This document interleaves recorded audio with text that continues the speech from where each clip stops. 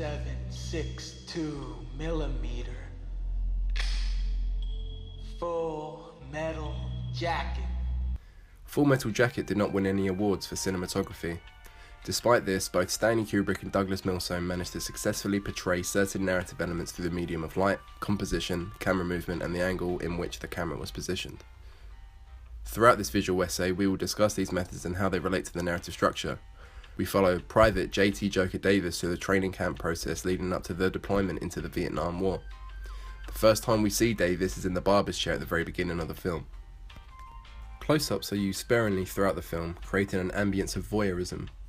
Typically in this film, the close-ups show either a transformation in the character or they show them going through a certain amount of distress, with sometimes them being both. Before we see the characters in their army uniform, we are shown the first drastic step to enroll into the army, the shaving of the hair. The sequence is fully comprised of close-ups so we can see the emotion in all the characters' faces.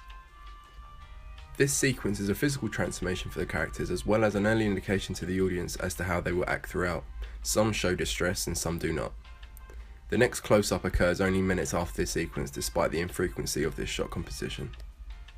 Gunnery Sergeant Hartman is a strict drill instructor who doesn't make life easy for his platoon. During his introduction, Davis interrupts Hartman's opening speech. It is here when we first discover what type of instructor Hartman is when he throws his palm into Davis's stomach.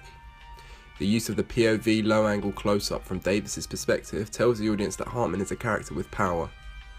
Due to the medium-long focal length lens used, Hartman also fills the frame which makes him appear bigger than he is. This power and size portrayal achieved through the lens and angle aligns with the narrative as Hartman is higher up the hierarchical order than his newly recruited platoon. At the beginning when Hartman is roasting the new troops, Milsome crosses the line with the camera. This intentional cross of the line is to alleviate boredom from the long holding shot on Hartman while serving a comedic purpose where he goes off on a tangent about Snowball ending up as a brown stain on the mattress. This use of cinematography is showing two distinct sides to Hartman, one being his darker side and one being his lighter. Although his light side is dark, you could also assume that he doesn't have a good side, where both sides are indeed his bad side. To me, like the best part of you ran down the crack of your mama's ass and ended up as a brown stain on the mattress. Typically, Private Pyle is depicted with a soft light, which aligns with his characteristics of being soft. The scene where Pyle is beaten with a soap by his peers is lit with multiple light sources, creating an in-between of the hardest and softest light throughout the film. This is due to the transitional nature of Pyle's mental state from aloof, which is depicted with a soft light, to crazy, which is represented more with hard light.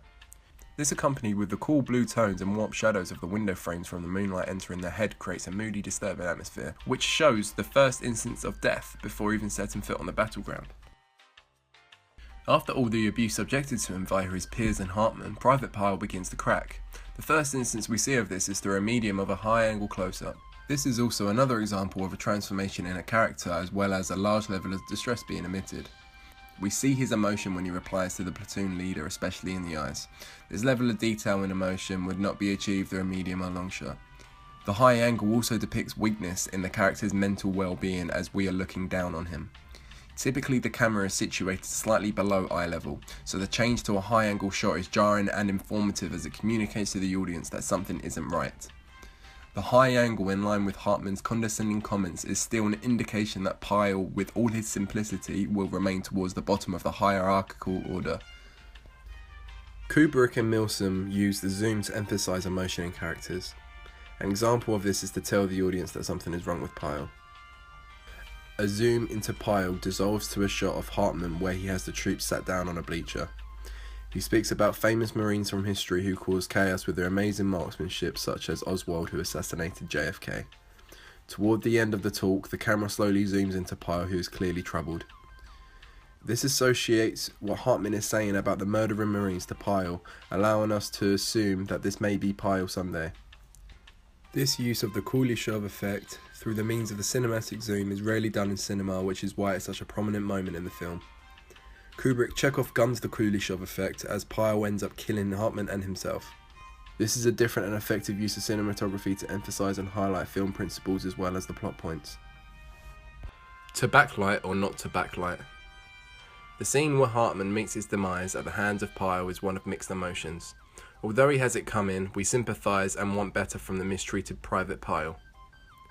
We first see Pyle whilst Private Joker is doing his rounds on his night shift. He is seen pushing rounds into a munitions clip where there is very little or no backlight coming from the moon. David Landau states, sometimes a bright backlight can give a happier feeling, while no backlight can give a more tense feeling to the shot. This is true in this case and adds to the intensity of the scene. This is the opposite to films such as Ben-Hur, where the character Jesus is depicted with an angelic glow amongst his hair. This tense feeling is also magnified via the use of low-key light, and is the second time it is used to depict Pyle in emotional distress, as we see him beaten with soap previously.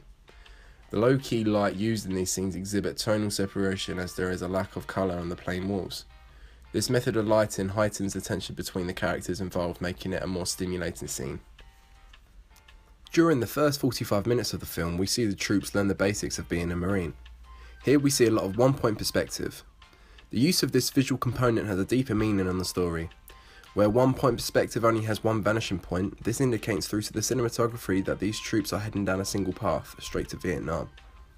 Where one-point perspective only has one vanishing point, this indicates through the cinematography that these troops are heading down a single path, straight to Vietnam. The use of limited space also creates the ambience of feeling caged in. This is in stark contrast to when they leave the camp and land on Vietnamese soil. Suddenly there is more frequent use of two-point perspective, which includes two vanishing points. This tells the audience that there is still a war going on, but out in the bigger world there is more opportunity to explore your horizons. There is also more use of deep space once they leave the camp, which highlights that the world is a much bigger and vast place. The shot choice is also symbolic and varies based on whether they are at the training camp or in Vietnam. The variants of shots, composition and camera angle at camp are tame, still and methodical to match the regimented world they are consumed in. This changes after Hartman is killed by Pyle. The audience becomes aware that the driving force and structure of their lives once removed leaves, allowing for a calmer and easier life for all.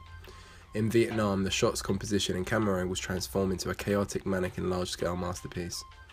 The use of shorter focal length shots in Vietnam really enabled Milsom to capture more of the chaos, where they opted for a longer focal length lenses in the camp to help emphasise the more story-driven first half of the film. This larger scale chaos, not only in action but in cinematography, helps align more to the theme of war. Although sometimes cinematography techniques are subtle, they still change the way we feel about the scene, whether that's from a thought out perspective or subconscious. The impact that cinematography has on the emotion of a film is often overlooked by some, but every small detail when extrapolated really does have a strong impact. As stated at the beginning of the essay, this film did not win an award for cinematography, but it succinctly reinforces many plot points that would have not been the same if it was a simple point and shoot scenario.